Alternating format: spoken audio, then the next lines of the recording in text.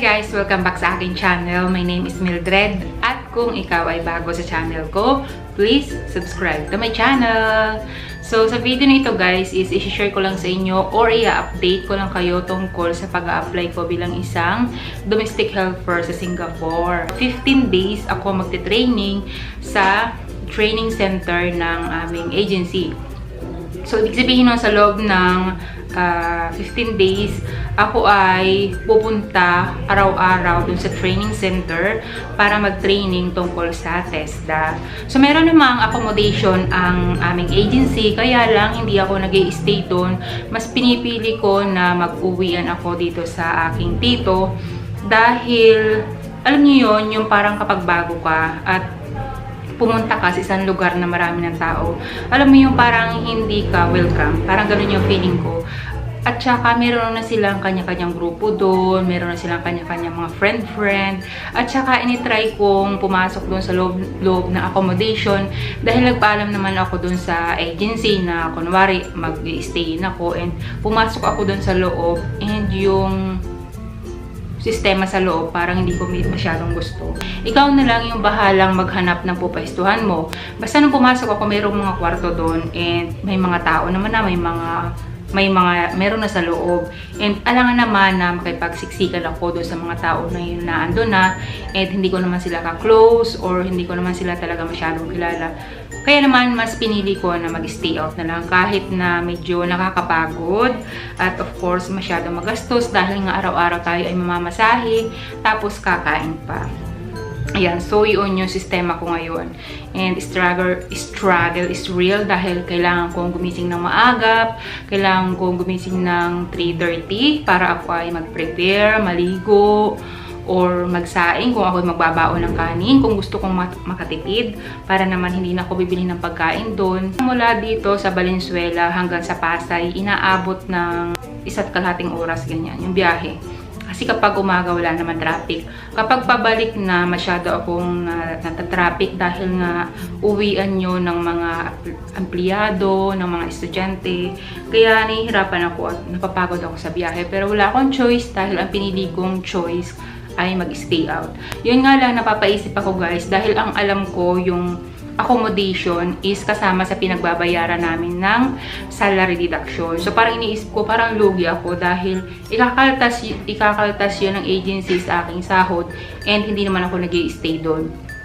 So ibig sabihin nun, sa ayaw at sa gusto ko mag-stay in doon, ay ikakaltas yun sa aming salary deduction. Pero okay lang, at least malaya yung aking kilos. Kasi pag nasa loob ka guys, parang limitado yung kilos mo, hindi ka lalabas-labas, ganyan. Kapag 7 o'clock nasa loob ka na, hindi ka na pwedeng lumabas. Bukod doon, basta parang naguguluhan ako sa loob, kaya hindi ko pinili na mag-stay in. Tapos yung sa pagkain naman doon guys, libre yung sa bigas. Tapos yung sa ulam naman, mag-aambagan na lang kayo ng mga aplikante doon. Parang ang dinig ko, yung 100 ay 2 araw mo ng pagkain yon. Ibig sabihin, lunch and dinner, yung 100 mo ay 2 araw. So, ibig sabihin, 4 na kain mo yung 100. Pero kung bibili ka ng pagkain sa labas, kasi minsan hindi ako nagbabaon ng kanin, ang isang kain mo sa labas is tipid na yun guys. Kapag gulay yung iyong ulam, 70 pesos. Pero kapag kunwari karne or isda, 90 pesos yung isa mong kain. So medyo magastos. Sa 15 days na yun at ganun yung gagawin mo, magagastusan ka masyado kahit pa ikaw ay magtipid. Okay, so yun ay part ng pag-a-apply bilang isang domestic helper. Kailangan mong pagdaanan yon, kailangan mong malampasan yon dahil yun yung proseso kung paano mag-apply bilang isang domestic helper. Dahil nga kami ay 5 days nang nagtitraining, and yun na, struggle is real na dahil maraming mga i-memorize sa TESDA. Kailangan mong mapag-aralan yung table setting, ang caregiver, tapos yung ibang mga tinuturo naman doon is simpleng-simple lang, napakabilis matutunan. Pero ang mas nahihirapan kami is doon sa caregiver, kung paano mo i-handle yung elderly, kung paano mo i-handle ang baby, ang newborn baby, Tapos, paano mo i-handle yung yung pag nabulunan ka ng pagkain, paano mo i-handle yun, and ituturo sa iyo yun step by step, and kailangan mong ma-memorize yung mga sasabihin kung paano mo ito gagawin. So habang ini-action mo yun, yung mga ganong pangyayari, yung kunwari how to take care of elderly, so may mga proseso yun, kung paano mo siya paliguan, kung paano mo siya i-transfer from the bed to the wheelchair, ganyan yung mga pinag-aaralan. So habang i-demo mo yun, may sinasabi, so kailangan mong i-memorize yung mga linya na yun, at kailangan mo ring i-memorize yung kung paano yun gawin. Ngayon ay January 29, and ngayon ay Chinese New Year, kaya kami ay walang training. So, pahinga kami ng isang araw, tapos bukas, umpisa na naman guys. Ayan. So, nakapagpahinga ako ng isang araw, at nakabawi ako sa tulog dahil gumising ako ng alas 7 na ng umaga. Ayan. So, bawing-bawi ako sa tulog. Tapos, bukas na naman, gigising na naman ako ng alas 3 ng madaling araw para mag-prepare, para mag-ready. Bali, 4 nasakay ako. Kung sasakay ako mula dito sa apartment na tinutuluyan ko hanggang dun sa Pasay City, kung saan nandun yung aming training center. Kung sasakay ako ng tricycle, tapos 2 jeep, tapos isang LRT. Tapos pagbaba ng LRT, lalakarin na lang namin mula dun sa LRT station hanggang dun sa training center. Siguro yung lakad, mga 5 minutes lang, okay na yun. Mararating mo na yun. Pero para sa akin, mas okay na nga rin yung ako ay stay out dun sa aming accommodation, dahil ako ay medyo, alam niyo yun, 2 agency kasi yung pinag-applyan ko guys. Kasi iniisip ko kung alin yung mas naunang, kunwari, kung alin yung mas naunang mahanapan ako ng employer.